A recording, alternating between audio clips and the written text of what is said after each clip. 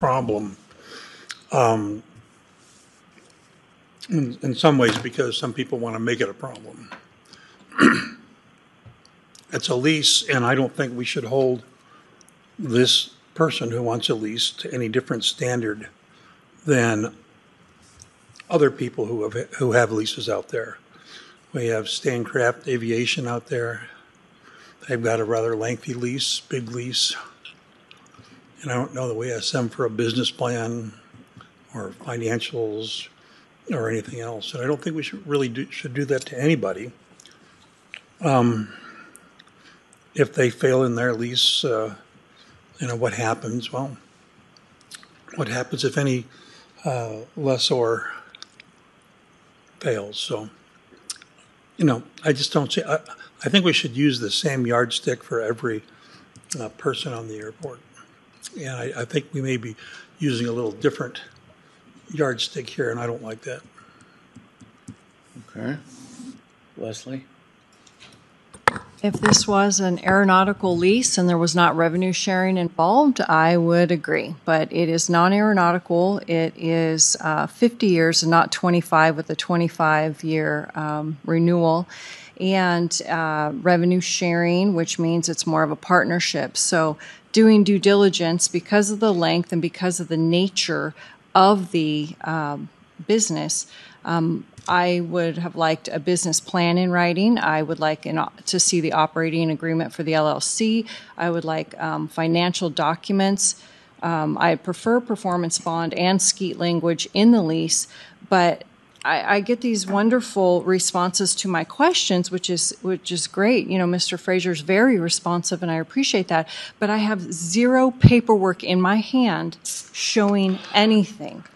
And I think that if we're going to look at this type of business proposal, then I think some of these things are due diligence, and I would like to see them in paper and not just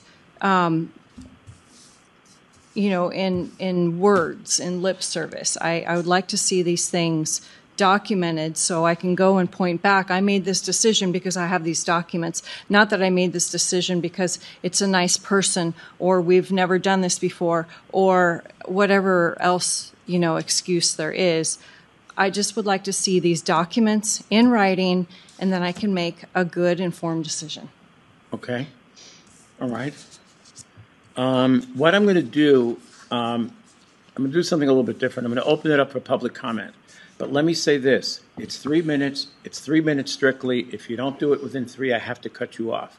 Because if I don't do that, we're not going to get through the meeting in 1 hour's time. So what I'll do is I'll make my comments, and then what I'll do is I'll let you speak before we make any decisions. Normally we do it the other way around, but in this case, I'm going to let the public go first. So let me make a couple of points here. Point number 1, 50 years, not going to cut it. So, Mr. Fraser, please be thinking seriously as we go through this. I don't have a problem with an option to renew after 25, but it's got to be 25, not 50. This is me speaking from my perspective.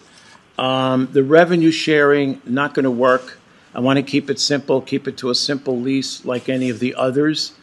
I did discuss this with Stephen. He thinks we potentially leave money on the table, but I think it's the cleaner approach is to go with a straight lease as opposed to revenue sharing. And the other thing is, and this is something that you would want to weigh heavily, is we've got to remove the Bank of China from the picture. Unless you want to be facing demonstrations, and I can tell you it's not going to be pretty. And so whether or not it's a good deal, whether they're willing to extend a higher line of credit, I get it, and I understand that certainly our government and even the state of Idaho has relationships with the Chinese government. We export agricultural products, and I do understand that. But I would hate to see us get into a situation where your business operation is impeded because of the level of opposition. So from my perspective, straight lease, 25, not 50 years, and the elimination of the Bank of China. At this point, what I'm going to do is I'm going to open it up for public comment. Strictly 3 minutes. If you can't keep it to 3, it's not going to work. So